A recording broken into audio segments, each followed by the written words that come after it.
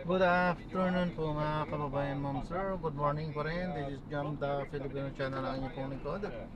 So today is August 6, 2026 at tayo ngayon ay papunta dyan sa Maylin, Ojeda, sa may Taluntos po yan, Las Piñas, at dadalhin po natin sa may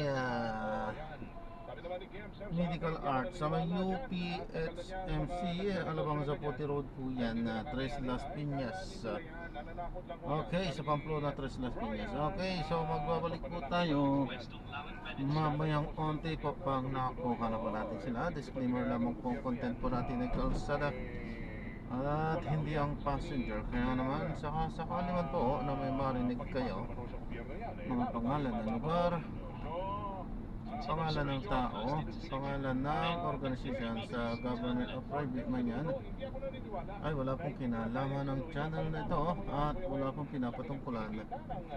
Lahat po na pinag-uusapan dito ay pawang dito lamang po yan sa loob at wala pong pinapatungkulan sa labas. Magbabalik po tayo mamayang tipo pag nakuha na po natin. Hindi po ako naniniwala na hindi nila kaya tuloy yan. Wag nilang idamay sana yung mga consumer. 7103 sa akin, pananakot lang po yan. At the same time, bakit babayaran sila o ang may negosyo? Bakit may tax na mga loss niya? Kasalanan nila yan. Pag-iwanan sa loss, di ako naniniwala sir kasi ganito ha. Okay, ayusin nila ang sistema nila nang mabawasan ang system loss. Nagko-complain agad, hindi ba ka nasusubukan, hindi ba dapat follow orders muna before complain? 7281, sabi niya, sir, hindi ko kaya kung hindi tutulong ang gobyerno dyan. Mahirap po kasi magputol ng mga illegal connection. Kung kulang po ang enforcement, lalo na ho sa mga area, yung mga areas na yan, kung saan maraming ganyan, na tinutukoy nyo. 7281, salamat sa text ninyo. 6058, sabi niya, hindi ako sa ngayon, dapat daw silipin mo ng mga libro ng gobyerno na magpatakbo na sa industriya ng kuryente. Sabi naman ni 4221, sa akin, bantayan nila po talaga yung mga nagnanakaw ng kuryente. Para mawawasan yung system loss, hindi siya naniniwala na hindi nila kayo saluhin. Malinakot ako yan. Ang sabi naman ni 2099, kayang-kaya nila ho yan. Tagal nang naghihirap po dyan ng taong bayan sa system loss na yan.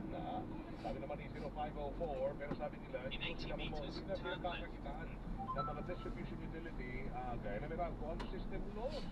Sabi ni 504 sa dulo, yes, kaya ko nilang saluhin yan. Basta i-publish na mo nila, okay, may buksan ng libro, magkano ba ho ang mga kita-kita niyan, 1172, sagot naman ho niya, Sir Weng, matagal na tayong ginagatasan, so pananakot lang mo yan. 5167, sir, sa akin, ang VAT dapat ay talagang bawasan. Gawin yung at least 50% off ang VAT, at saka yung system loss daw, So, pero saan ho kayo dito? Bawasan ang VAT at system loss. So, dahil hindi kayang saluhin. 9285, sir, sa akin, hindi ako naniniwala na hindi nila kayang saluhin ko yan. Bilyon ang mga naidedeklaraho nilang kita dyan, diba? Yung mga, naglalabas sila, mga financial statement, yung profit, yung malaki. Sabi naman ni 1327, sir, sa akin, kayang-kaya nila ho yan na saluhin. Kaya pananakot kami yan. 8488 naman, sir, sa akin, pag may wage increase, di daw nila kayang magdagdag ng sweldo. At mananakot na magsasaraw sila. So mananakot lang ho yan. 699, sir, sa akin, mananakot lang ho yan. Sabi ni 102, mananakot lang ho yan. Say naman ni 8493, sir.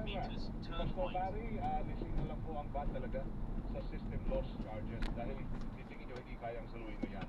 Baka mabawasan ho ang malaki ang sasaluhin nila. 3276, yan po yung pananakot lang kasi yung mga bonus, paano naman ho yun? Si Sonny, hindi, Connie ba to o Sonny?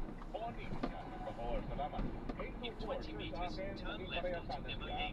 Hindi po ako naniniwala na hindi nila kayang saluhin. Sabi ni 9688, sir, sa akin, okay, ito pala yung kanina, nag-text mo kayo ulit, 9688, libro daw buksan ng magkaalaman. 8261, sabi niya, pananakot na ko yan, kasi po, ang player nila, okay, Berto, ng Kabuyaw, kasi nga meron mga, ganun, may mga sponsor na team daw yan. 2254 sa inyo, hindi ako naniniwala, dapat po, noon pa, ay natanggal na ko yan. System loss na yan. Sabi ni Ben ng Aurora, punta tayo sa Facebook. Live ngayong umaga, good morning, andyan na ho sila. Sabi ni Gina Lynn ay dapat meron pang ibang mga distributor ng kuryente raw. So si Gina, panakot lang yan. Sabi ni Gabriel, ganon. Pag tinanggal naman home system loss, makababawi naman sa iba, mga bill deposit, na. So, para sa inyo ay ang maliit na bahay para magka-solar naman para ibabayad. Okay. So si Gabriel, anong sagot nyo? Pananakot lang. Sabi ni Ray, yan muna sagutin nyo kung pananakot lang ho ba, tapos yung inyong dahilan. Sabi ni Ray, obligasyon ho nila yon. Dapat doon pa, wala na home system loss. Hindi kayo naniniwala na hindi nila kayang sagutin. Malabo mangyari yan. Sabi ni Nelson, mawawala ang system loss, hindi yan. Hindi siya naniniwala mawawala ho yan dahil mahirap po na yan ay ipasa naman, itanggalin. So hindi kayo naniniwala na yan po ay pananakot lang dahil mabigat daw sabihin yan eh. Sabi ni McDowell, okay, sino naman ho ang sasalo doon sa mga nawala? Yun na nga. Yan o, pag nawala ang kuryente, yung mga losses na yan, either na nakaw, yan, yung mga jumper, illegal connection, yan ang system loss. So, ang Seni, Nerissa, kaya nilang saluhin yan, Sir Wayne. Si Alex naman, kaya po nilang saluhin yan, yung system loss na yan. Pananakot lang mo yan. Sabi ni Abdul, puro pahirap na lamang po sa mga nagigikaus ng mga Pilipino. Ang pinagkagawa ho na yan. So, para kay ganyan ang sagot ni Abdul, pero sabi niya, yan hindi, tingin niya, hindi yan kaya. Dahil ang gobyerno nagpapahirap. Sabi ni RB naman, take it from who discovered that big volume of system loss are not coming from but from, talaga, Arvin. So, sa ano ang sagot nyo? Arvin, habang kayo, habang may time pa. Eto, sabi ni 2088, kaya nilang sagutin ho yan. Di ako naniniwala, pananakot lang ho yan. Sabi ni 6969, ako po ay hindi ako naniniwala dahil yung distribution ng kuryente ay may tuturing na malaking negosyo yan. Distribution, 5562, hindi rin siya naniniwala na hindi nila kayang saluhin yan. Kaya raw ho yan, pananakot lang ho yan. Bueno, ito na. Salamat ng marami sa mga nakibahagi ngayong umaga sa ating anong sa inyo na tanong 6 ng Agosto. Naniniwala ba kayo sa babala ng mga distribution company o cooperatives ng kuryente na hindi nila kayang saluhin ang gastos sa system loss? Mga nagsabi na sila po ay naniniwala na yan pananakot lang.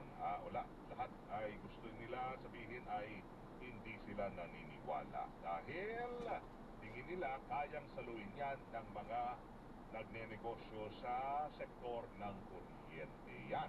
Ang nagsabi ho na hindi sila naniniwala, yan pananakot lang, siyang lamang ngayong umaga. Bueno, sa palatuntunang anong sa inyo, kayo po ang broadcaster. Sa palatuntunang anong sa inyo, kayo po ang anchorman. Sa palatuntunang ito na anong sa inyo, ang seho ninyo, ang mahalaga. Wayne de la Peña, sa anong sa inyo? Susunod na ho. Parang di darating kung ano natin.